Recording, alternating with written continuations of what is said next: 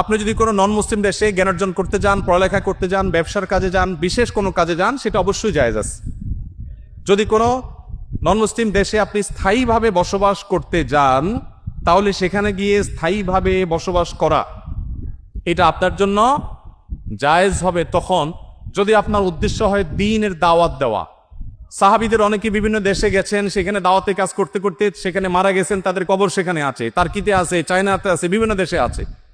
তো এখান থেকে বোঝা যায় যে আপনি যদি নন মুসলিম দেশে যান, আপনার মূল উদ্দেশ্য হবে আমি সেখানে গিয়ে আল্লাহর দ্বীনের দাওয়াত দেব মানুষকে, দায়ী হব, দায়ী হওয়ার যোগ্যতা অর্জন করলেন, দাওয়াতের কাজ করলেন।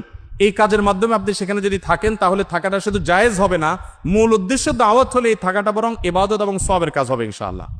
আর যদি দাওয়াত দেওয়ার উদ্দেশ্য না হয়, একটু হালুয়া রুটি খাইলেন, একটু ভালো লাইফস্টাইল সেখানে আপনি পাইলেন, এই সমস্ত উদ্দেশ্যে যদি আপনি নন মুসলিম দেশে যান, তাহলে সেখানে গিয়ে আপনার ইমানের উপরে টিকে থাকাটা চ্যালেঞ্জিং হবে। নবী সাল্লাল্লাহু আলাইহি ওয়াসাল্লাম বলেছেন, এইরকম ব্যক্তি সে ইয়াহুদি হলো না নাসারা হলো না খ্রিস্টান হলো, যদি সে মুশরিকদের মধ্যে, আহলে কিতাবদের মধ্যে সে বসবাস করে, অর্থাৎ মুসলিম প্রধান দেশে সমাজে বসবাস করে, তাহলে তার ইমান থাকলো কি থাকলো তার ব্যাপারে কোনো দায়িত্ব আমার নেই।